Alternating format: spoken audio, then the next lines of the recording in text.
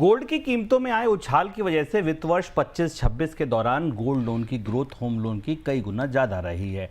Credit bureau company CRIF के मुताबिक वित्त वर्ष 2025-26 के दौरान गोल्ड लोन की ग्रोथ 50.4% दर्ज की गई है, जबकि होम लोन की ग्रोथ सिर्फ 9.4% रही। मार्च अंत में आउटस्टैंडिंग गोल्ड लोन का आंकड़ा 18.6 लाख करोड़ रुपए दर्ज किया गया, जबकि होम लोन की आउटस्टैंडिंग 44,40,000 करोड़ है। सर, सवाल यह है कि गोल्ड इकोनॉमी को लेकर डेटा क्या बता रहा है?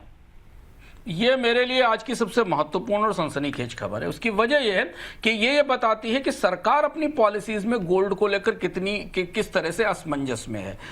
2010-11 के बाद, बल्कि 2009-12 के बाद से धीमे धीमे एक प्रक्रिया शुरू हुई थी। 2014-15 से गोल्ड लोन के लोन में बढ़ोतरी हुई थी और भारत में अब गोल्ड लोन का बाजार ग्रोथ के हिसाब से होम लोन से ज्यादा तेज दिख रहा है। बड़ी सरप्राइजिंग है, ऑटो लोन से भी ज्यादा दिख रहा है। ये चार्ट आप देखिए जो आपकी स्क्रीन पर लगा हुआ, टू व्हीलर्स लोन की ग्रोथ है 15%, क्रेडिट कार्ड की ग्रोथ तो है ही नहीं, ऑटो लोन की ग्रोथ 13% है, पर्सनल लोन 12% है, गोल्ड लोन की ग्रोथ 50% है और होम लोन उससे कम 9.4% है।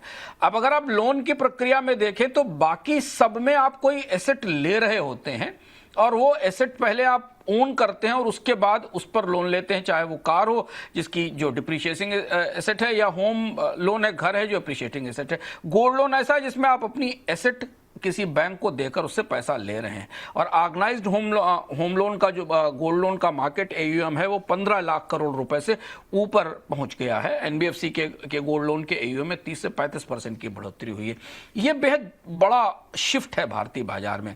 हम एक तरफ ये बातें सुनते थे 2014-15 तक, 2012-13 तक कि गोल्ड एक डेड एसेट है, उसमें कोई यील्ड नहीं होती है, गोल्ड में निवेश नहीं करना चाहिए। और देखते देखते हमारे देश में गोल्ड की एक बड़ी फॉर्मल इकोनॉमी खड़ी हो गई, उसमें लोन सबसे बड़ा कंपोनेंट बनकर आया। अब इसे, जैसा शुभम ने आपसे कहा था कि ये मौके का फायदा है या मजबूरी है, इसे दोनों तरह से इंटरप्रेटेड किया जा सकता है।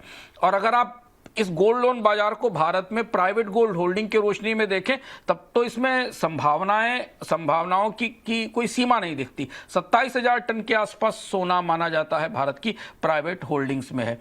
केवल 5 से 6% हिस्सा मोनेटाइज्ड है जो कि ऑर्गेनाइज्ड गोल्ड लोन मार्केट में है। तो इसलिए गोल्ड लोन को लेकर बाजार में बड़ा शिफ्ट आ रहा है। पर इसके पीछे एक और कहानी है, वो घरों में बचते टूटने की कहानी है, उनके पास पैसा ना होने की, खर्च ना होने की, पर्याप्त कमाई नहीं होने की कहानी है।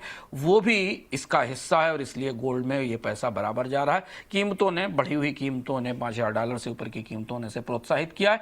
लेकिन जब सरकार सोने का आयात रोकती है, सोने पर सख्ती करती है, तब वो भूल जाती है कि उसके अपने ही कानूनों ने भारत में एक पिछले 10 सालों में गोल्ड की एक फॉर्मल इकोनॉमी खड़ी कर दी है, जिसमें लोन है, जिसमें ETF है, जिसमें बिट साइज के छोटे छोटे 100 रुपए 200 रुपए वाले गोल्ड है।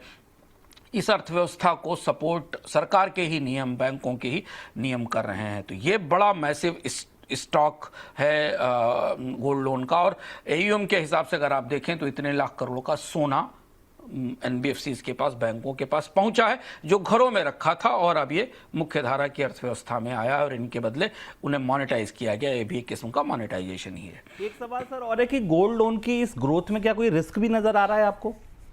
2-3 रिस्क हैं इसमें महत्वपूर्ण रूप से। सबसे बड़ा तो प्राइस का टेलविंड है। कोलेट्रल का वैल्यू हाई है, अगर कीमतें घटती हैं तो बैंकों के लिए चुनौती होती है। इसलिए आप देखिए RBI ने पिछले 3-4 सालों में काफ़ी बदलाव किए। हालांकि लोन टू वैल्यू रेशियो बदलने से थोड़ा लोन ज़्यादा देने की सुविधा मिली है, लेकिन गोल्ड के प्राइसेस अगर गिरते हैं तो जो कर्ज देने वाला है उसे गहरा नुकसान होता है, क्योंकि जिस कीमत पर आपने लोन लिया है वो कीमत ऊंची हो सकती है और गोल्ड की कीमत नीचे हो सकती है। ये जो रिस्क है, ये इसका इनहेरेंट रिस्क है गोल्ड के बिजनेस में, क्योंकि यहाँ प्राइस वोलेटाइल होते हैं, एक ऐसी कमोडिटी जिसकी कीमतों में तेज गिरावट आती है। दूसरा ये कि गोल्ड का बाजार अस्थिर है, कीमतें ऊपर नीचे होती हैं, इसलिए RBI को बार बार नियम बदलने पड़ते हैं लोन टू वैल्यू रेशियो के नियम हो या गोल्ड लोन मार्केट को संचालित करने के। इन जोखिम के बावजूद, गोल्ड की कीमतों में ऊपर नीचे होने के बावजूद, हम देख रहे हैं कि RBI की तरफ से सख्ती के बाद भी गोल्ड लोन का मार्केट अपनी तेज रफ्तार से बढ़ रहा है। यानी ये एक मुख्य धारा का मेन स्ट्रीम का प्रोडक्ट बन चुका है सोना, जिसमें आप बहुत आसानी से अपने घर का सोना ले जाकर बैंकों को देते हैं और उनसे बदले में पैसा ले लेते हैं। 2026 में 85,000 करोड़ रुपए के गोल्ड लोन बांटे बैंकों ने, और घरों के लिए जो लोन दिए गए वो केवल 70,000 करोड़ रुपए के थे। तो ये गोल्ड की मेन स्ट्रीमिंग बेहद सरप्राइजिंग है। इसके अपने नुकसान फायदे दोनों हैं, लेकिन ये आंकड़ा